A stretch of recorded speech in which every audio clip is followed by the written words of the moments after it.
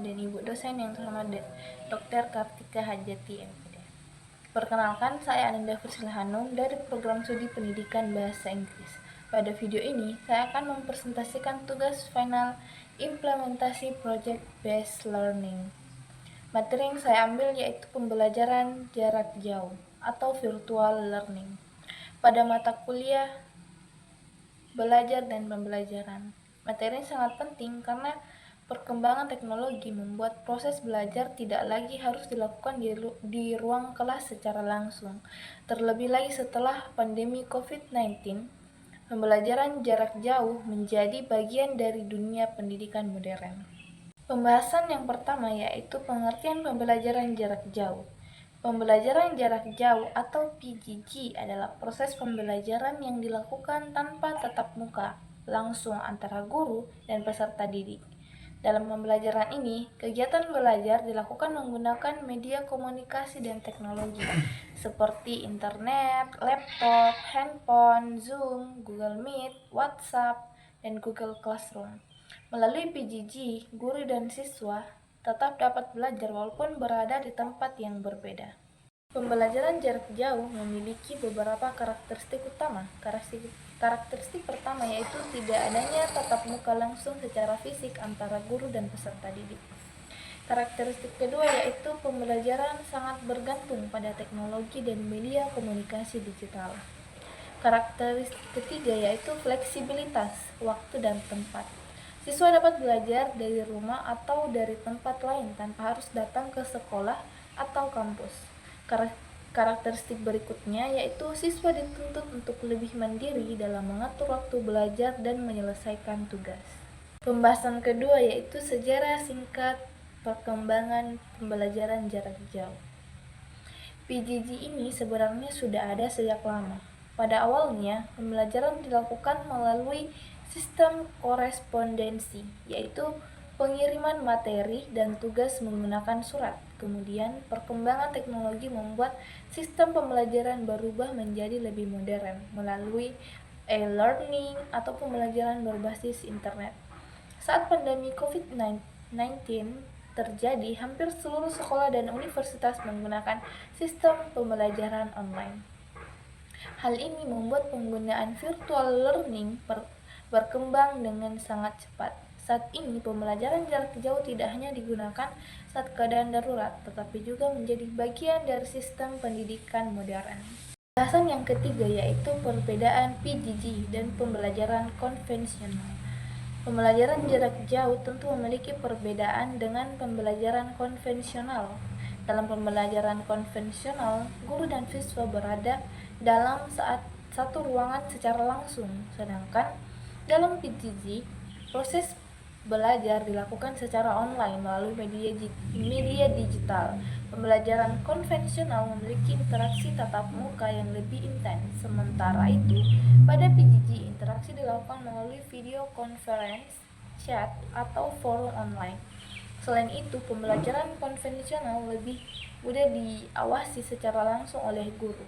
Sedangkan dalam PJJ, siswa harus memiliki tanggung jawab dan disiplin belajar yang lebih tinggi.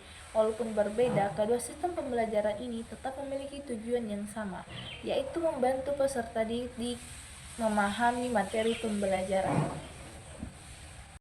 Pembahasan keempat yaitu transformasi konsep kehadiran dan interaksi.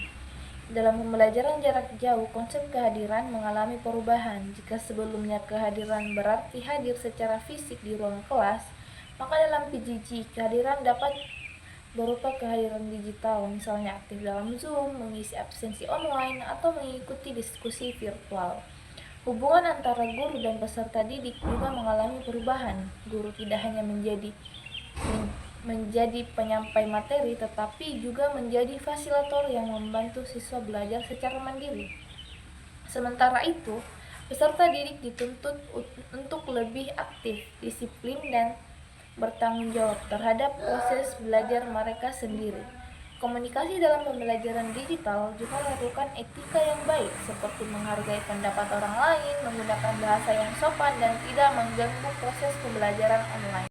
Pembahasan kelima yaitu implikasi filosofis dalam pembelajaran jarak jauh. Pembelajaran jarak jauh menimbulkan beberapa pertanyaan penting dalam dunia pendidikan. Pertanyaan pertama adalah, apakah ruang digital dapat membangun pengalaman belajar yang bermakna? Menurut saya, ruang digital tetap dapat menciptakan pembelajaran yang bermakna apabila guru mampu menggunakan metode yang kreatif dan peserta didik aktif dalam proses belajar. Contohnya, guru dapat menggunakan video interaktif, diskusi kelompok online, dan diskusi digital agar pembelajaran lebih menarik. Pertanyaan kedua adalah, apakah PJJ memperluas akses pendidikan atau justru memperbesar kesenjangan?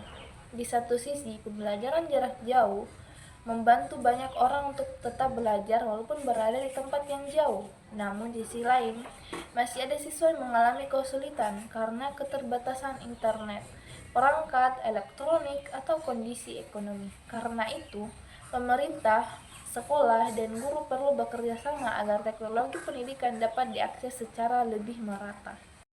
Pembahasan terakhir yaitu kelebihan dan kekurangan pembelajaran jarak jauh. Pembelajaran jarak jauh memiliki beberapa kelebihan. Kelebihan pertama yaitu fleksibel karena dapat dilakukan kapan saja dan di mana saja. Kelebihan kedua yaitu membantu siswa belajar menggunakan teknologi digital. Kelebihan ketiga yaitu menghemat waktu dan biaya transportasi. Namun, PJJ juga memiliki kekurangan, salah satunya yaitu keterbatasan jaringan internet yang dapat mengganggu proses pembelajaran. Selain itu, beberapa siswa merasa kurang fokus dan kurang termotivasi saat belajar online. Interaksi sosial secara langsung juga menjadi lebih terbatas dibanding pembelajaran tatap muka. Dari pembahasan yang telah dijelaskan, dapat disimpulkan bahwa pembelajaran jarak jauh merupakan sistem pembelajaran yang memanfaatkan teknologi digital untuk mendukung proses belajar tanpa tatap muka langsung. PJJ memberikan banyak manfaat seperti fleksibilitas dan kemudahan akses pembelajaran. Namun, sistem ini juga memiliki tantangan seperti keterbatasan internet, kurangnya interaksi langsung, dan tuntutan kemandirian belajar yang lebih tinggi. Sebagai calon pendidik, kita perlu mampu beradaptasi dengan perkembangan teknologi agar dapat menciptakan pembelajaran yang efektif, kreatif, dan bermakna bagi peserta didik. Sekian penjelasan dari saya. Terima kasih dan atas perhatiannya. Wassalamualaikum warahmatullahi wabarakatuh.